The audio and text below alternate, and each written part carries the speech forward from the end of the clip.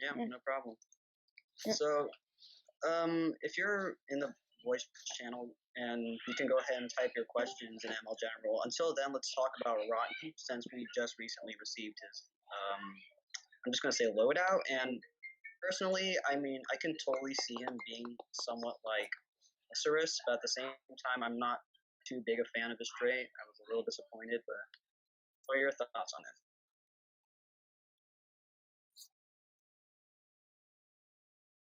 Anyone else have thoughts on Rotten? Because Yeah. I I don't know. Yeah, go ahead. no, you can talk. Good. I mean, I don't see him replacing like Longrad or Miseris, but I think for the element he's in, for the books he's in, I think he's pretty good. His trade is pretty off as well. Holy what? Holy, what the heck? Join and Jesus. again. Okay, can you mute What do yourself? think of him, Armor? So I just finished looking at him. I don't know. I don't know how I feel about him. I don't think it's fair to look at him as a resurrection, even though he has a resurrection skill. Because if you look at the other skill set, he has team immunity to control, and he's the third fastest monster. So you can run him 3 speed and just have him anti-control your whole team. No one really moves positive right now except for Ignis. So maybe he can work that way. Yeah, he has a single removal. Then even a team cleanse, I think. So I think he can work out. I think his skill set is good, but I think the issue with him is everyone's going to compare him to Miseris, Lonrad, and it's like, oh, he's trash. But I don't think he's trash, at least not right now. My issue with him is like he's trying to be everything at once. Like he's trying to be a status manipulator with support with like the positive effect removal. Then he's trying to be a resurrector, but he only has like a single 100% res. And then I mean, may I say yeah. something though? That's pretty much Wormlad in a nutshell. Yeah, but Wormlad has like Wormlad has like area dodge, which is different. Yeah, So area dodge is a huge difference. Yeah. I mean, area dodge can easily prolong a monster because they're always going to be releasing tanks. And Yeah.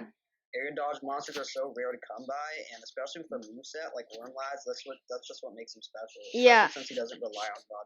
The only reason Wormlad has remained viable this long is because he's had area depth. That's Yeah. like, let's be real here. Like, that's probably the only reason. Like, his res move is great and all, but like, the only reason he stayed as long as he has is because he has that extra form of protection in dog area, and it's just so powerful. Yeah. I definitely. like, because he doesn't have that much protection, Rotten. I don't know. Yeah, go ahead. He seems to be like, if he doesn't get the control immunity off, he seems to be so easily denied though. I mean, he has a mean to freeze, but to be honest, literally nobody freezes except for like Abysmus, and nobody uses him. So like, I feel like DPA will shut him down. I don't know. He seems good. Hey man, the Slugazoid exists, you know. He has free. No one uses Slugazoid. Slugazoid's gonna be. No one's gonna use him. No, we don't talk about Slugazoid. Yeah. We're expressed enough of my opinion on Yeah. him. We're like, oh yeah, he's OP. We're like, oh yeah, he's OP, and then it's like, yeah. Slugazoid is he's just too powerful. Nobody uses him because of just the morality. Using Slugazoid is just He's too broken. Yeah, he's too broken. But the pros have a mutual agreement to not use Slugazoid because he's a loser. Alright, so let's see. We have a question. It says, what do you guys predict for Cosmic Season number 2? I'm going to assume he means usage.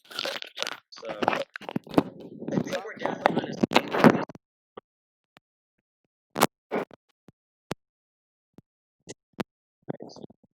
and maybe some Kodama, but that's basically what I think. If Rodden gets usage, then Kodama is also going to be used to like kind of counteract his res, which is probably his biggest strength, other than like that IQ, like the control move. Like that he's a cosmic reser with huge amounts of stats, like his speed and everything. Like it doesn't matter that his other stats are bad because compared to every other mythic, they're pretty huge, amazing. Yeah, that's true. And there's only. Really want you could run like a hat, like apply that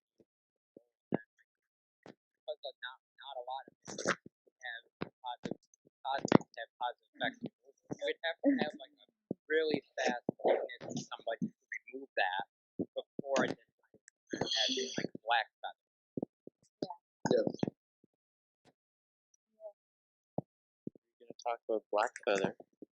Oh, Black Feather. We can talk about him. We can talk about him. Alpha likes him a lot, right? I like the mechanic. People I seem like to. unique mechanics. I like Black Yeah. Bear. He's pretty good, but I feel like he's just so easily though. Yeah. There's like there's Yeah. units on everywhere. There's a new possession everywhere. He's not gonna last very long.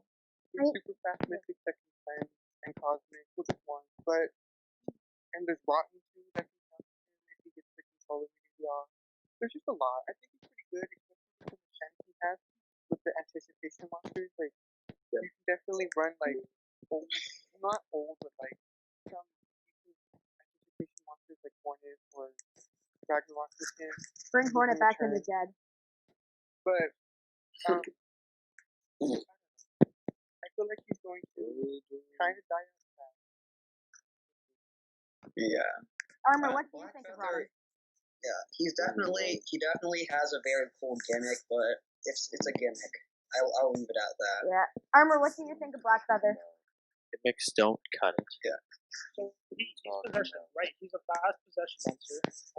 Looking at all the other monsters, who's in possessed from the cosmos? Ice. Ignis has dead Panther. So right now you can possess Thanos. You can possess most of them. Really, you can possess Hardy. So I think right now, because he's the fastest deny monster, he will have usage. Ignoring the gimmick. The gimmick is one thing, right? I have to wonder if maybe with the gimmick you can introduce Ragnarok and like Death Door Bomb Beta right off the bat to kill him easier than like someone else. So I think he'll have usage. I think free to play might even have more fun with them for being able to take on the tanky monsters. Definitely Ryan can counter if he's faster, which inherently same stats he is. Serve him off and so you activate Ruin Guard, go he's faster. So I think until a faster than I comes along, he'll be fine. Yeah. Yeah. It definitely has a niche. It's a very powerful niche. And it can be very fun to play with, but I don't know how long the sustainability on that. Yeah, I think he's gonna become like Yeah. something like Zorky, where he's like very fun to use an adventure map, but then when you go to PvP, he's like meh, kinda. I mean, I think he feel like- can be solid. I think he can be very solid as a deny monster in and of himself because he does have the stats and does have the move to actually pull it off. He just has that extra gimmick that is also very powerful. Yeah, but But I think he's gonna be just solid just in general. Like he doesn't seem that bad. yeah, I think he's yeah, like I feel like if you pair him up with like an Ignis that can help him out with the PER and all the other stuff, I feel like he can definitely have some usage for sure. Ignis is very good. Like we all underrated him at first, but like, I love Ignis so much. Yeah. Oh my god, I Okay, cannot stop okay, raving about okay. him. I love him so much. So It's just going up and down. my thing with Ignis is he's pretty much like if he's not with like a team member that can actually deal damage, unless you're specifically running a damaging skill, which a lot of people do. I get that a lot of people run. I think it's like the 22 stamina, 0 cooldown skill on Ignis, just for some like extra damage if he's the only one there. But I mean, even still, are you like, if you're gonna like consider running him, are you gonna run him free speed and like try to PER, or are you gonna run him free speed and strength? You know what I mean? Well, Actually, personally, yeah, no. like, the only real way to deal damage with him is to put any sort of strength rune on him, and that's just taking up the ability to like PER and stuff like that. So I mean, it's kind of a trade-off in that sense. So I really don't know. I think my main issue with Ignis is I've already said this in I believe the first podcast, but he lacks trait disable, and he also lacks tortures just besides burn. Like he has one torture, and it's one of the worst tortures in the game, which is burn. So I don't know. I don't like Ignis. I don't think he's really that good.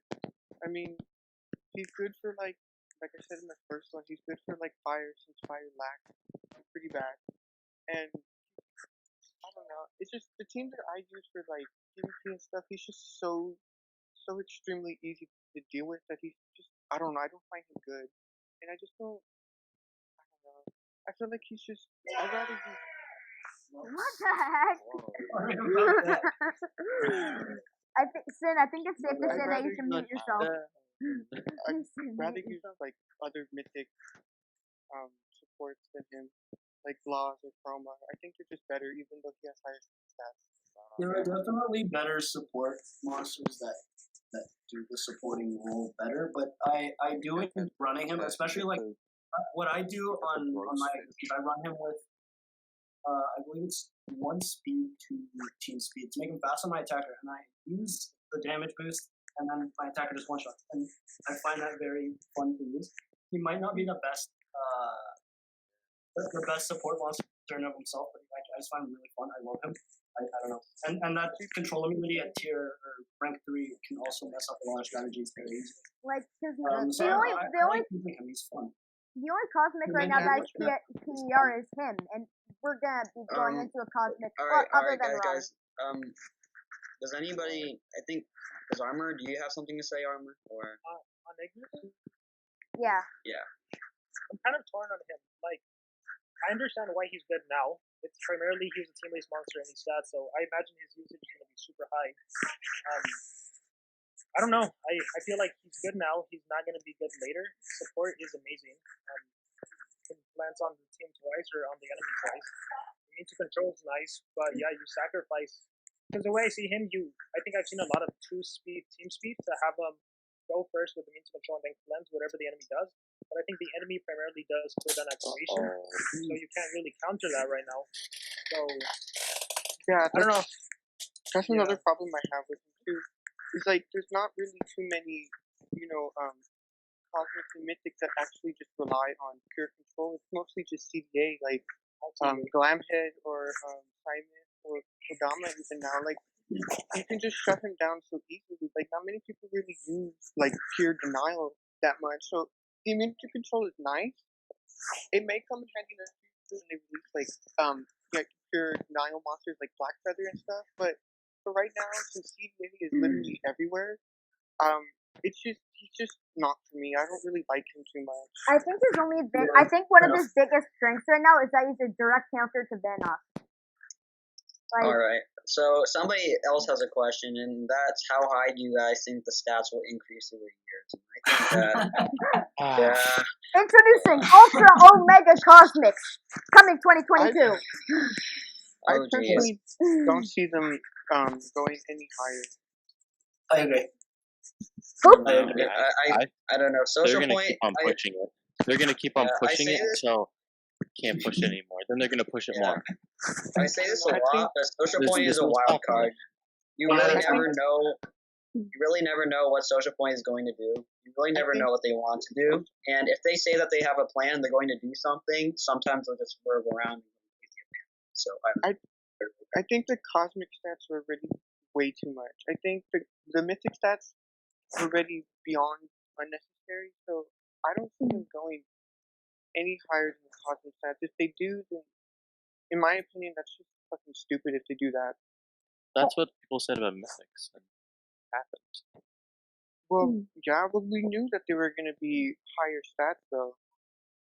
But we didn't really know about the cosmic if they were going to be, like, much higher stats or nothing, because the mythics were a whole new rarity, so we kind of knew that the stats were going to be much bigger, but the cosmics, they said it was just going to be a generation, and if you look back at the other generations, the stat difference between the generations is not too huge, but it is kind of noticeable, so I don't personally see them going any higher. If they do, then I can't play the game anymore. That's just stupid.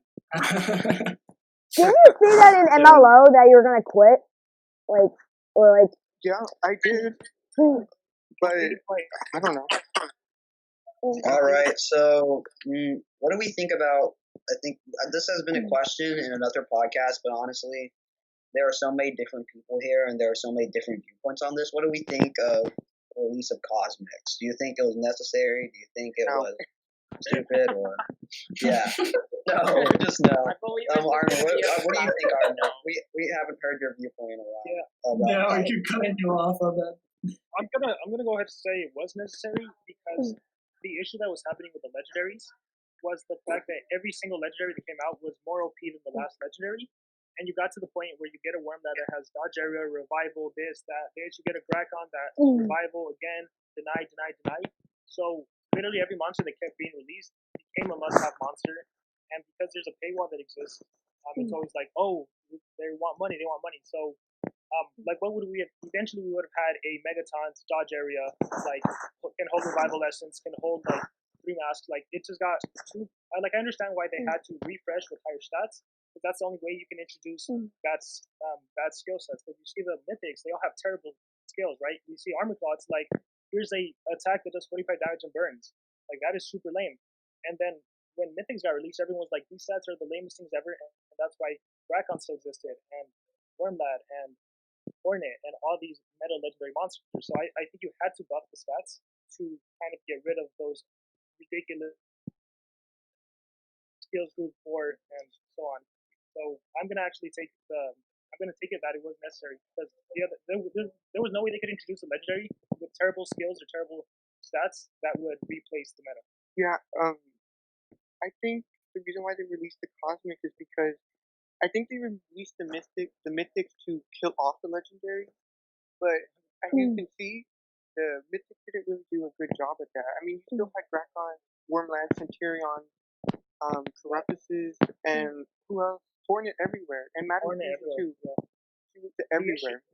The issue was they released Armor Claw with Taunt, and they should have never introduced Taunt right away, because Taunt paved the way for Taunt dodge area teams, which even now we still see in lower leagues.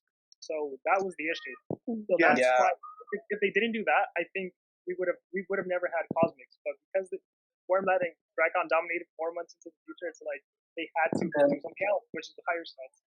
Yeah, and that's partly the reason why Vanos is introduced. I think it's just exactly to, like, finally kill off the taunt dodge area, because it's just so powerful. Taunt dodge area, like run dodge area taunt. That makes me sad, but I feel like it was necessary because it was just getting really powerful at this point.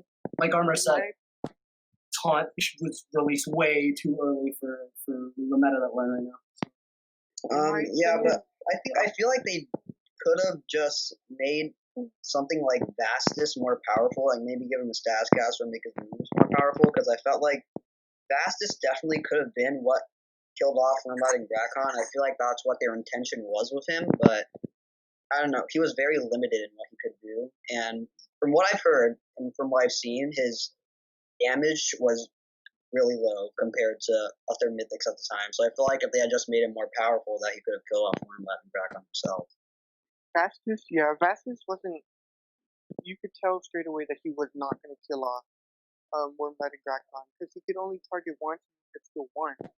And if you had both Grakon and Wormlad on the same team, I mean, like, if you kill Grakon twice, Wormlad can just res, and if you kill Wormlad, he can come back to life. So I mean, Vastus was probably meant to kill off that combo, but he failed pretty hard at it. And I probably think Vastus was the last straw for Social Point. They saw that he wasn't, or the Mythics weren't doing their job, which I'm pretty sure was to kill off the Legendary, so they just released the Cosmic and Vanos to kill him off.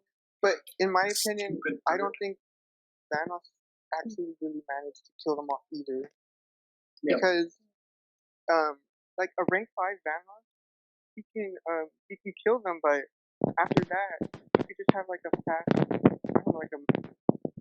support and remove his peers, and they're just right there again. And a rank 3 Vanos can't even kill. I don't even think he can kill a Grakon with his AoE. So from experience, no, he definitely cannot. I don't think Vanos did the job either. Definitely not. I think Vanos will drop in usage, and then Grakon and Wormlad will come back down. Is Grakon and Wormlad impossible to kill? Like, are they actually, like, we've had Mythics try to kill them, and then we had, then that didn't work, and then I think the real issue here is that they should never introduce area dodge.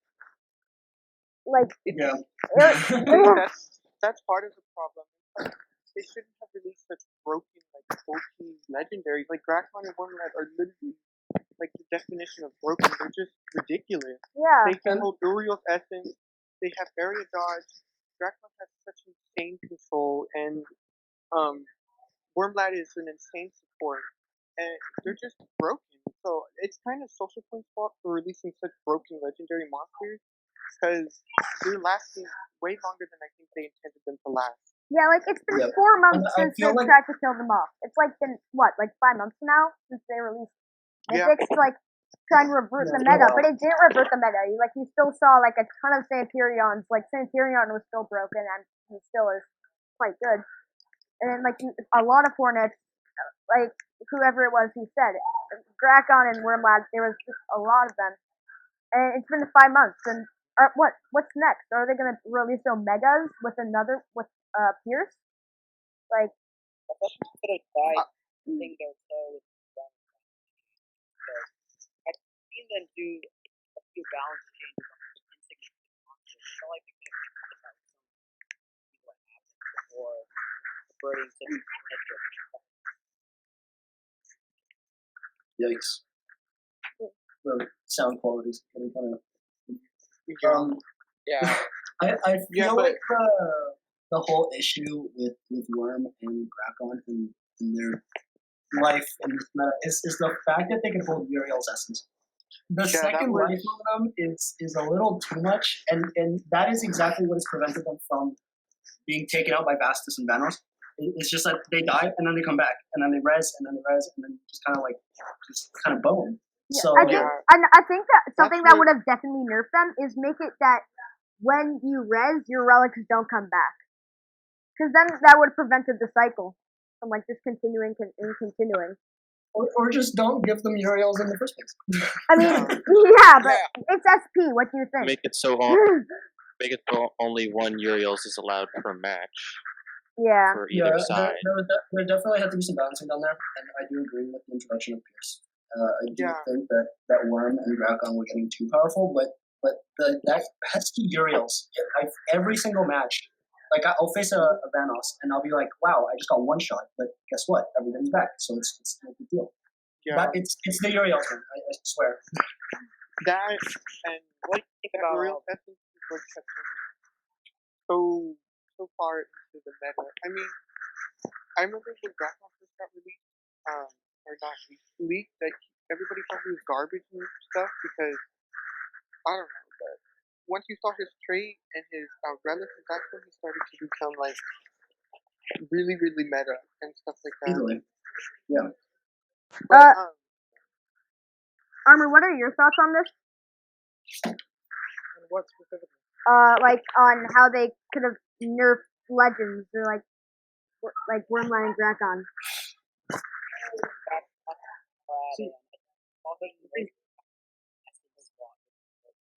The second revive and how they were able to deny and stuff. Armor, your thoughts? Like there's audio issues going on.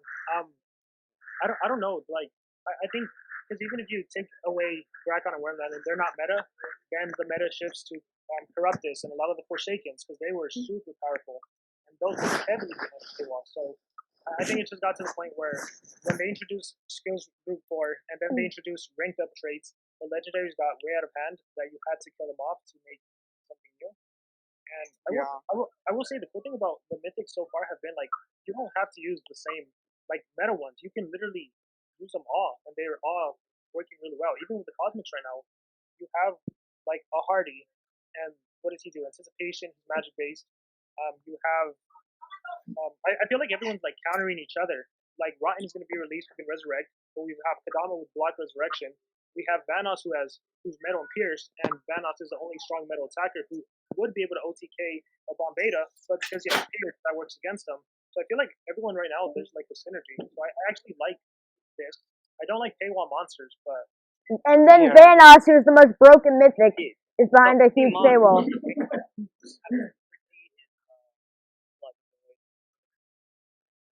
Slug hurts me, dude. Slug hurts me. I looked at his moves when they were leaked. I saw the 100% AoE stand there. I'm like, wow, this guy's gonna be insane. And then it turned out that it was its special, and I nearly cried myself to sleep that night. I was so excited for him because he's free to play as well. Yeah, his And leak. it was the biggest disappointment in my life. I was so excited for it to just be crushed. His I leak remember- skills were really good. Yeah, I remember my first into Slugzoid's wiki page. I kept scrolling down. I'm like, where are the good moves? Like, where are his moves I'm going to run? Like, Are they? ones I'm going to run. But even stamina drain is interesting because I love Ondana. I think she's probably the best, but to an extent, like stamina drain doesn't do anything when you can have a Mr. Beast banner and all the stamina's back, or even a charging banner, or you can like Yeah. a lot of bullets recover stamina. So like stamina draining is just not the way to go.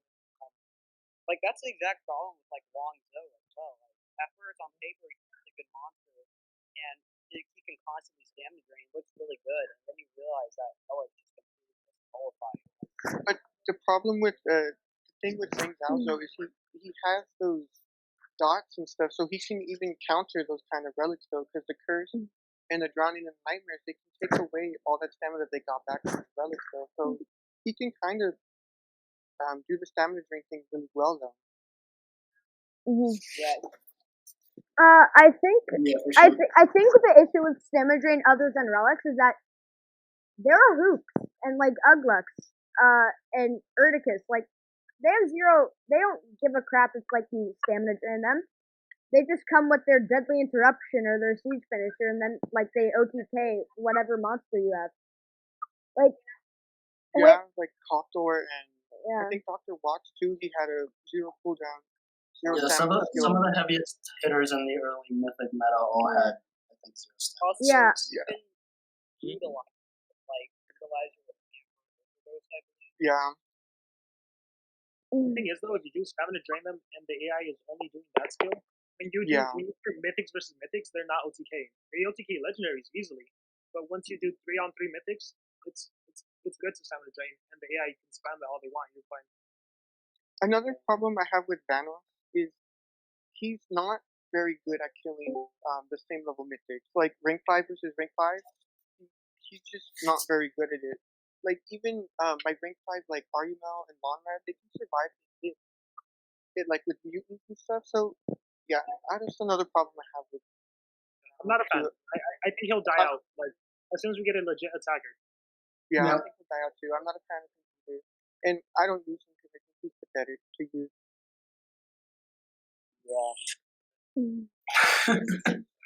Yeah, Vanoss definitely doesn't have the sustainability. Yeah. I do see him going down. He doesn't seem as solid. He seems really solid, like in the meta right now. But seeing as how new monsters are released, like it's gonna be tough for him to stay in the meta, like, even like with his peers. Like He because seems solid now because people are still using Drakon, Formlabs, and like, Yeah. fusions, and still Hornets and Ragnarok. and And, Centurion. even if you have a life on legendaries, you can't OTK them either. But- So that's another problem I have. But the with him issue too. is that he forces you to run a life. And do you really want a life rune on your Drakon or your Wormlad? Like, I mean, if it guarantees to get them a turn in, then yeah. I'd I put mean- on Drakon. yeah, I mean, yeah, but then you also have Uriels. It's like, you know, like the fact that he can force you to put on, you know, a life rune is kind of like, yeah, he is dangerous, but he's not too dangerous. He can't really do anything else other than pierce. And like, if once you And you remove don't that, really. like he's like really good in the beginning of the game, and then once you get, if you survive 3 turns in, he's like, what is he doing? I want to Yeah. talk about that. Honestly, for me, really kind of shocked. I was looking at Keyrim, not most recent, like the DAB blog before that. I saw there were like Rockcon and Wormlad had dropped like significant. That kind of great. Also, Somebody's mic is like. Yeah, you cutting out the there. mic. You cutting out. Man. Mike has all that. Yeah, somebody has too much background noise. Is he Okay, skin? so anyway, what kind of shocked me was that I don't know. I felt that Drakon had if he had the Uriels on him, that he would be res back. He would just use his powerful denials to counter deny, but his usage dropped significantly. That really surprised me. I don't know if that surprised anyone else. It didn't surprise me because I'm pretty sure everybody knew the legendaries usage were gonna drop because of Thanos. Because you could kill them, but I feel like once we get more powerful cosmic stuff, I feel like their usage will come back up just because they're so OP and I feel like once we get better at cosmic, Thanos' usage will go down and you won't see him very much. So I don't know. I feel like Drakon and Wormlad will make a return because they're just so broken to just leave like that, in my opinion. I think what's going to happen is right now Thanos is dominant, his usage will be like near zero, and what's going to happen is be more powerful cosmic that Thanos can deal with, then the Thanos usage is going to drop, and then Worm and Drakon usage will go back down. Yeah. It's like you can't remove them. Like, how can you remove them? Like, are we just gonna nerf the stats and then kind of hurt everyone who just spent a lot of time grinding for a Drakon and a Wormlad? They're not Can gonna you remove them them. from the game? You can't remove them. Well, you could nerf Take them. them out. Maybe like remove the What- P, like the It positive. doesn't make much sense to nerf monsters, especially Wormlad after a year or two that he's been out, and it doesn't make sense to nerf Drakon. That just wouldn't make sense since they've been out for so long. Yeah, I know. But But way to deal with to either make significantly stronger Pierce monsters or to literally make a more powerful dog here. like Londrad, like I'm just gonna call him Lon since I have no idea how to pronounce him. But he's an amazing monster. But the issue is he had to set up his Dogeria.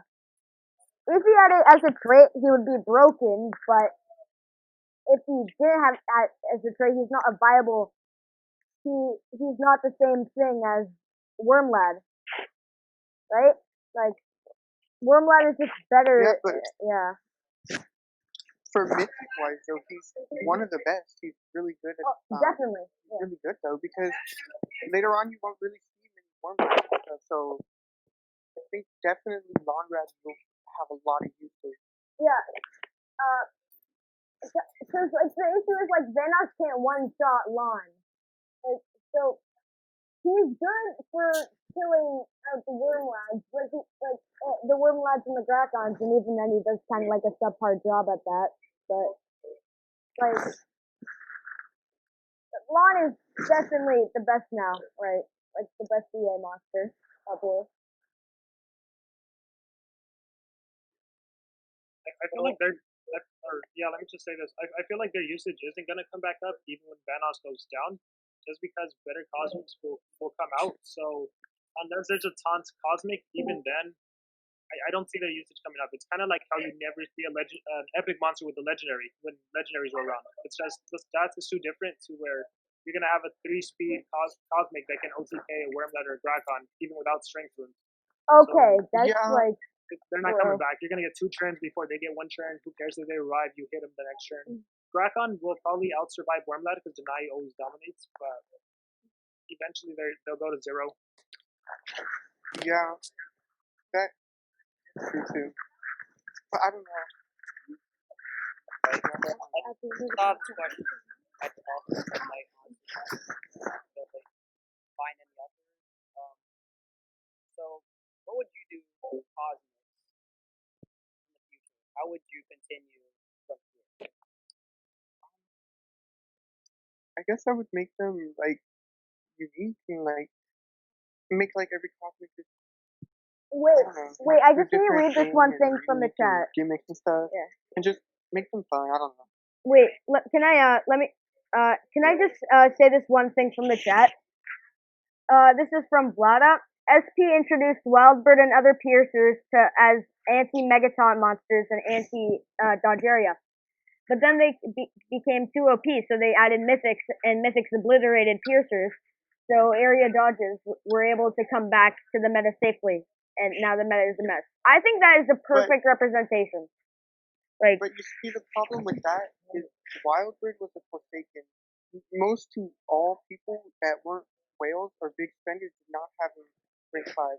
in my opinion, he was not the reason why Mythics was released. In my opinion, the reasons why Mythics were released is because of what Armor said. They were just getting too ridiculous, and their traits and the relics and the skill 3-4 stuff, they were getting way too ridiculous. I don't think Wildbird was the reason why. He Mythics kind of were broke the changed, meta because with Wildbird, he kind of broke the Wild, meta with Elvira Wildbird. That was kind of broken. yeah, but even then, that was kind of easy to counter though. But Yeah. Wildbird was not broken. I don't know why people say he was.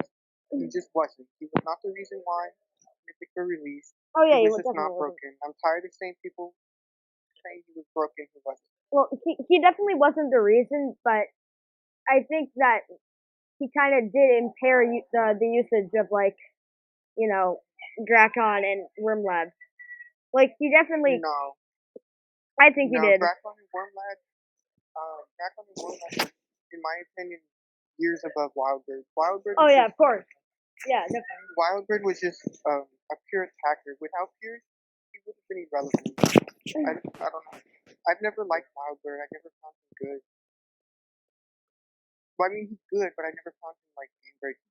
Well, the thing was, against the one that Drakon duo, again, he kills them, he OTKs with his attack, but they come back to life because of Essence, and then you dominate with Drakon. Yeah. And you revive Yes. your other ally with Wormbat, so it's like, the See, Wildbird mechanic was amazing, but your Essence counters it, so...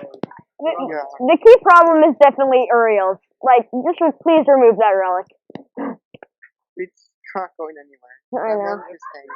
See, I don't think we're gonna get any future revival because of how powerful it is. Like, it's not even an exclusive relic; anyone can craft it.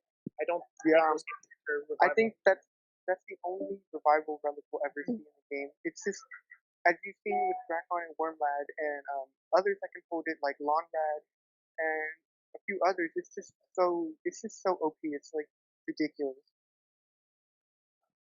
Yeah, but going back to that comments, I don't even know of any other Pierce monster that was really like any legendary Pierce monster that was like, OMG, I need this monster. Like no one comes to mind. There was Zizania, but to be honest, he was a little bit lackluster. Yeah. Yeah, I mean, Pierce is like a super strong mechanic, but other than Wildbird, there isn't any notable Pierce monsters like in the Legend Yeah. meta. I think Wildbird was the only like notable Pierce legendary monster because I can't think of anybody else. Just Zizania and him, but Nitro Blaster? that's it. Nitro Blaster Zenobia. had it. Ursus had it. Zenobia had it. Zenobia was interesting. Yeah, she was. Zenobia was Very good. I like Zenobia. Tribune had it. There's a few, but again, they're not like super memorable. So Ursus? I like No, none of them are. Ursus was good for like a month, and then he just went away. And then who was the other one? Nitro. So I've started the audio recording. Devastress was really good too. Oh yeah, Devastress was really good too. Yo, the Vestris was actually kind of nice. You could curse Devastress too, was good. great. Devastress was definitely really good. She had a pretty awesome trait too. It was like, wasn't it like 55% not to get hit by negative status effects, or did they not stack? No, I think they did stacked. stack. They stacked. It was like They did. it was like 48%. I think it was like a slightly worse bulwark. 55. It was It was 55%. Oh, then a slightly better Yeah. bulwark. That was pretty good. And then her ring 3 status effect, the random debuff was also pretty. She was pretty good. I liked her. Mhm. To be fair to Chloe, 48% is actually the Canadian conversion for a 55% trait. Mm. For real? I'm just Yeah. messing with you. Yeah, those are the only notable. Well, not notable. Yeah, those are the only ones I know in the legendary era. I mean, even then, none of them were meta except Wildbird. Okay, so I'm gonna ask you a question. I'm not gonna ask about Bombetta itself because I think it's pretty self-explanatory. But what do you guys think about such a powerful, not really powerful, but a Megaton monster with such a high life stat being released this early? Like, I feel like that. I don't think Bombetta is really that great, even with the high stats. It's just kind of a worse Daedalus with just higher stats. It's not really.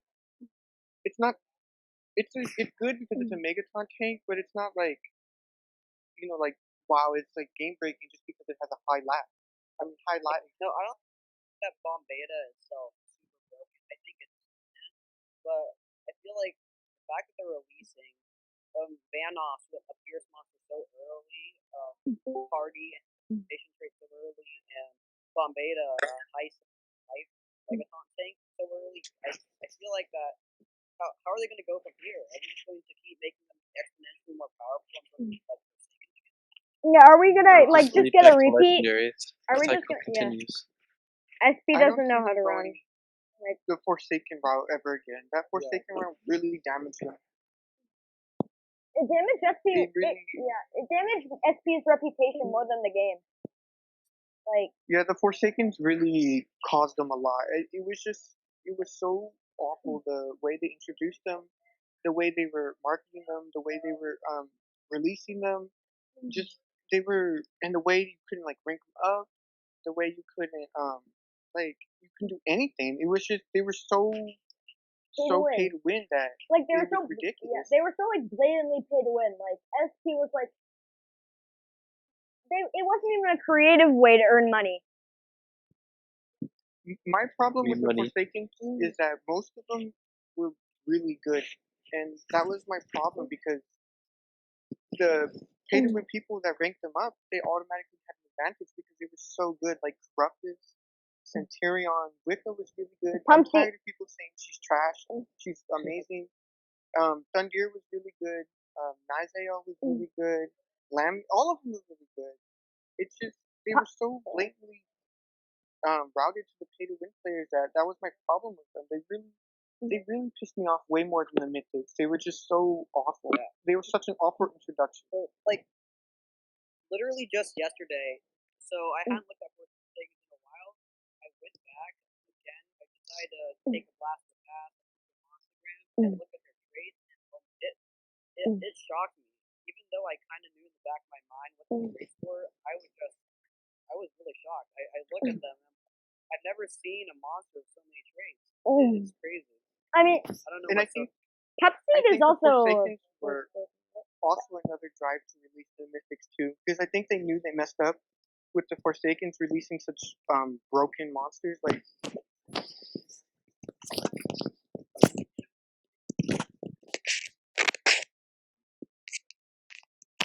I think the Forsakens were another drive to release the Mythics too.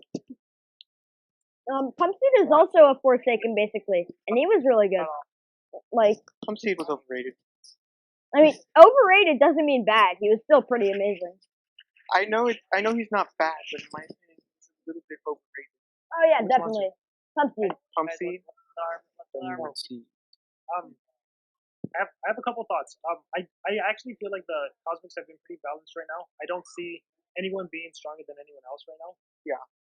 I think a lot of them are actually kind of bad. Like moving forward, like in the future, I think everyone looks so good right now because it's like the stats are crazy. The stats are crazy. But like again, 3-on-3 stuff, you really start to see they're not as strong as you think.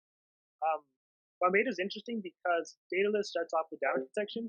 So even though Bombeta has more life, technically it takes a bigger punch to kill Daedalus. So I kind of agree to where like it's just a status caster Megaton. There's not much to say about it. I have a thought about Forsaken, so I'm gonna try my best to explain. I've always wanted to make a video of this, but I want to hear you guys' thoughts because the Forsaken's interesting in that I personally believe one of the worst things that ever got added to the game was frat events, and a lot of people disagree because frat events is like, oh, your team buys, everyone gets something, but I feel like it was the introduction of frat events that led to the game having to create team races and more frat events, and then everyone getting ranked up monsters, so you only compete with the ranked up monsters. Now, like, it doesn't matter what team race monster it is, because it's ranked 3 higher, use that over your maze monster, no matter how good the maze monster is. Lambhead being a perfect example. Phenomenal monster, but Siamis is the go-to just because rank 3, 4, 5. So with Forsakens, does it make it more, does it increase the pay-to-win gap, free-to-play gap, or does it make it smaller in the sense of if monsters that are so expensive to buy, even spenders have to think twice before spending, because literally the only way to rank them up was to put money in the game and invest in them, right? So if you had like let's say you had the top 3 teams, they always spent. You have 90 players that always get everything maxed out. You introduce Forsakens, it's like, hey, the only way to get this is with money. You can't do it for that event. You can't get a bunch of elements, and you can't rank up. You have to buy it. If less spenders are buying, there's always going to be people that spend no matter what. Doesn't that actually shrink the at least the middle range? Like, yeah, the big ranges, there's super like people that never spend 100% free to play, and then the extreme spenders that spend thousands and thousands, probably tens of thousands of dollars. But then if there's less people are spending on Forsakens, isn't that actually a good thing? Yeah. Yeah, I don't know. You made a good point, but the Forsaken, I Well, feel like they kind of did increase the gap and did decrease the gap because I know a lot of people did not spend on the Forsaken. Like A lot me, of I players just quit. yeah, like me, I just thought they were ridiculous and didn't bother to spend on one. And but I know some people that spent like ridiculous amounts on the Forsaken, and they were broken at rank 5. Like most of them were broken, and they really increased the gap between pay to win and free to play because most of the free to play monsters that you could get at the time were not up to par. Maybe except for Drakon and Wormlab. Well, they are up to par, but those are the only 2 like free to play monsters that the free to play people had.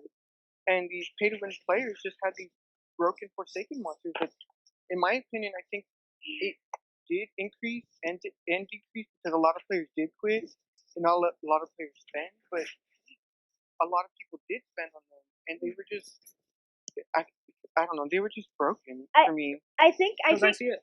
Go for it. Yeah, thank you. I think another issue is that it gave the people who did decide to spend such a huge advantage. So it's like, yeah, it's like SP was like, I guess they were trying to say, hey, we're gonna make these monsters very, very, very expensive, so not many people will buy. But the issue is that if someone did buy, then they have such a huge advantage over the others. Yeah, you look at like Centurion. Depends on how you define the pay. Exactly. Define the pay. Like the difference of power you can get from pay. That's what I define. Right? So the Yeah. amount of power you can compare to a free to play person just increased. So let's put it this way: like, let's say the top 10 teams, they're spenders. You're never going to compete with them anyways, right? Yeah. So if you introduce a huge like pay to win monster like Forsakens, that only, let's say, of those 10 teams, only 5 teams decide to go on with Forsakens. Really, it only affects the top percent anyways. It's kind of like if, I don't know, Lamborghini releases a new car. It doesn't affect everyone else, but the car is even more expensive, you know? Like, does it even really matter? Like, because I feel like as like non-spenders or casual spenders, you're like, oh, another pay-to-win monster. But like, if that never really affects the whole community. It really only affects the 10%, and then the 10% of the 10%, and then the 10% of the 10%, or 1%, whatever. So like, to that extent, what much does it matter? You know? Yeah, I see what you're saying. So like me, I'm a pretty big spender, but once they release like OP monsters, it really doesn't affect me because I end up taking it to rank 5 anyways. But like, it's just I don't know. I don't know how to explain it. It's just the Forsakens. I think the range is increased. I think the range is increased by a lot.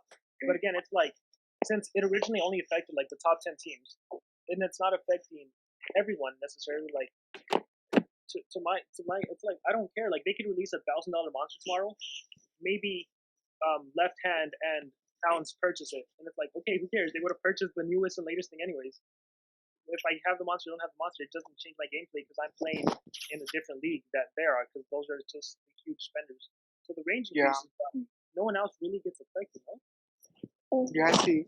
No, I see.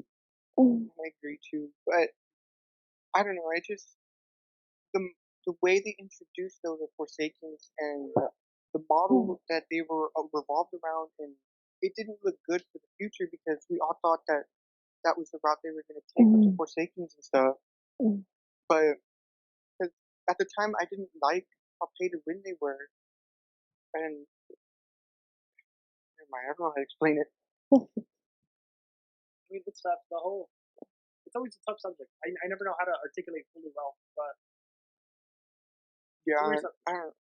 the Forsakens, I personally did not agree with them, but that was just me.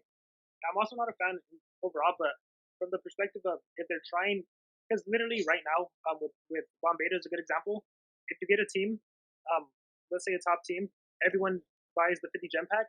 That is what 3,000 cells of Bombeta for every team. On top of that, they got their normal 1,700 gems.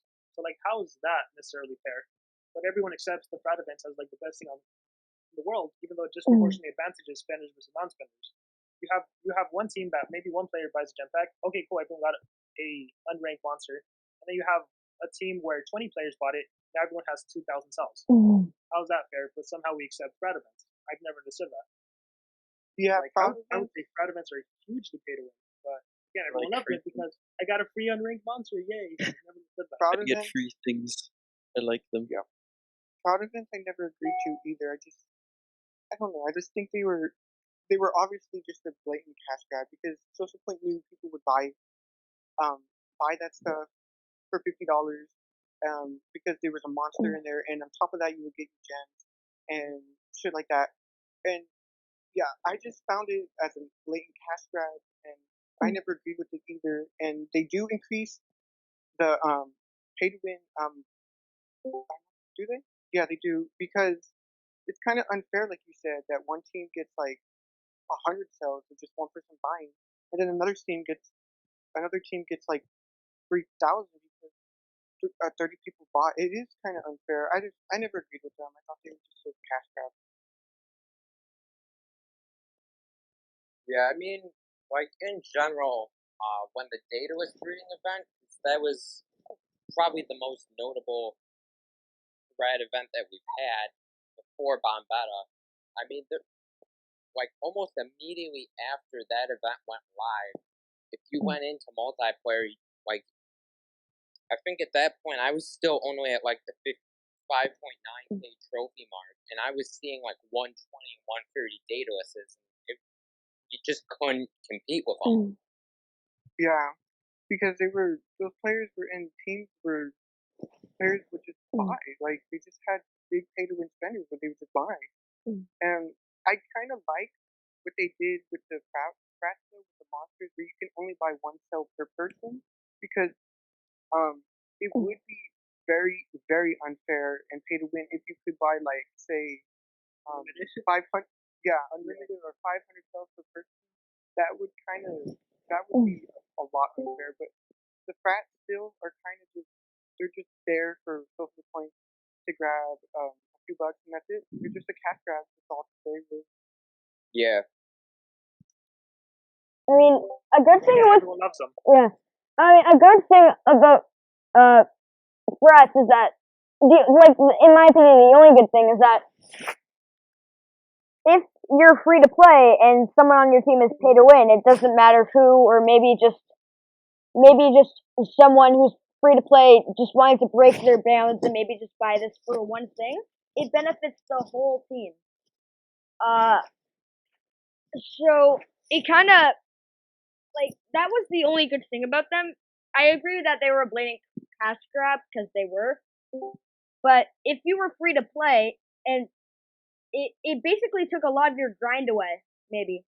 Like just they were trying to grind to this certain level and maybe or whatever. It took a lot of the grind away for the free to play players. That's all I have to say on this, really. So like I get what you're saying about the whole like one person buying it and the whole team benefiting, but that is probably just as rare as big pay to win teams, because there's not going to be many people who are going to look at a mobile game that they're probably playing for fun. You know, they're not trying to grind super hard on it. They probably aren't like part of the community that follows the meta or what monsters are good or not good. A lot of them don't really care. A lot of them don't even know that Wormland has a rank 3 res skill. They don't care. So the percentage of people that actually are free to play and they're just like a one-time buyer is gonna be about the percentage of people that are on a team that have these big, just absolute whale teams that just spend thousands upon thousands of dollars on the game.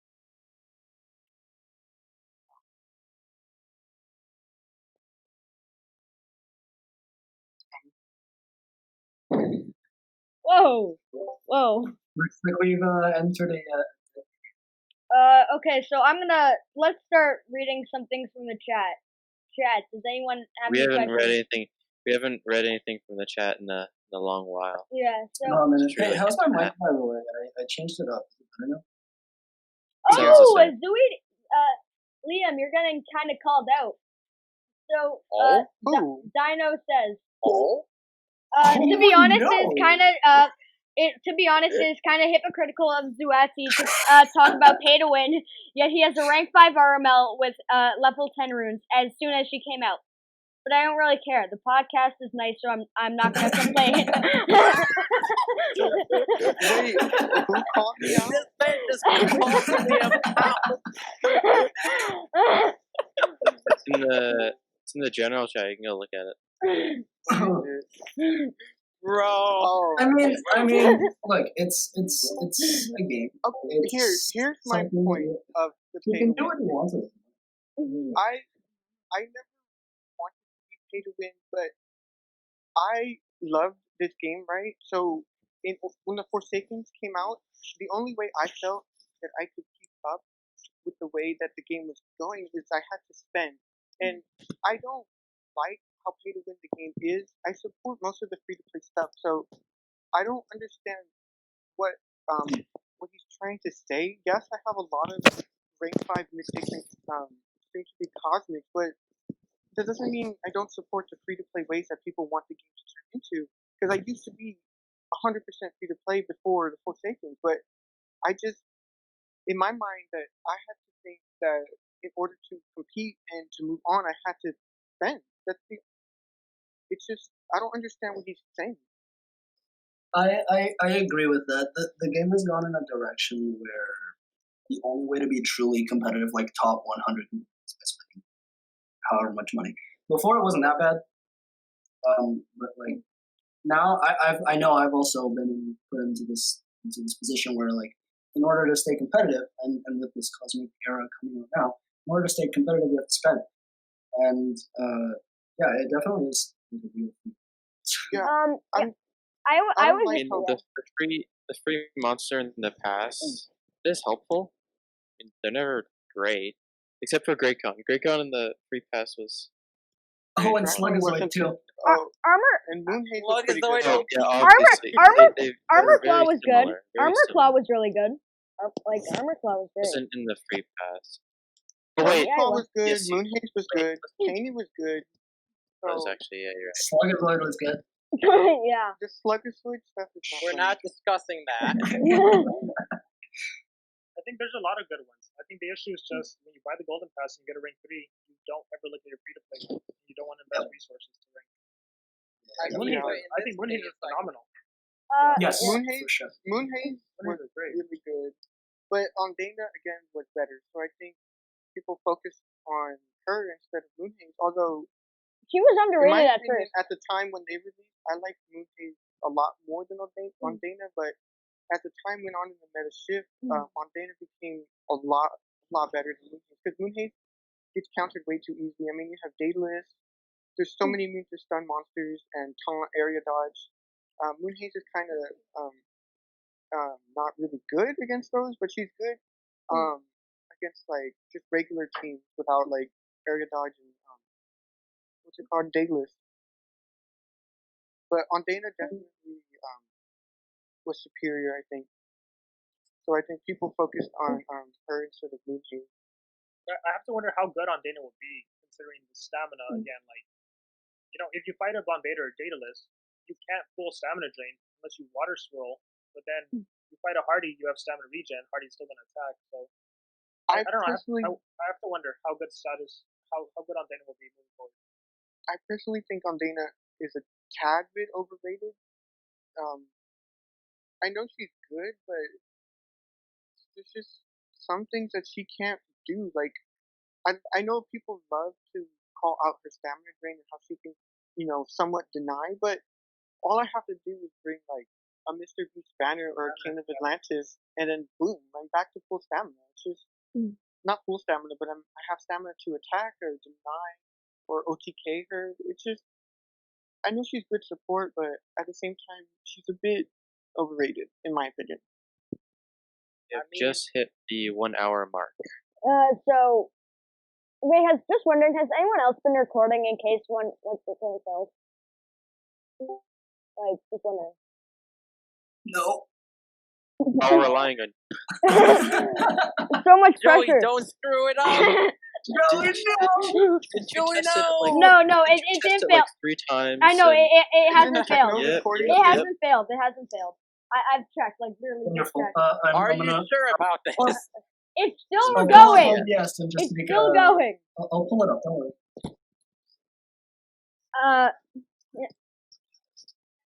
Yeah. Okay. Oh wait. So I kind of Better have be to wrap up recording, the I don't- podcast. I have to go right now because I didn't anticipate it would be this long. Well, alrighty then. I I'll guess pull it up. this was a good podcast, right, dude? Okay. Okay. So I'll pull up Round of OBS if you guys applause. want to keep going on. wait. I just need to say. Round of Wait. applause for us all. Yeah. Okay. So podcast is done. Wait. Who's gonna do the outro?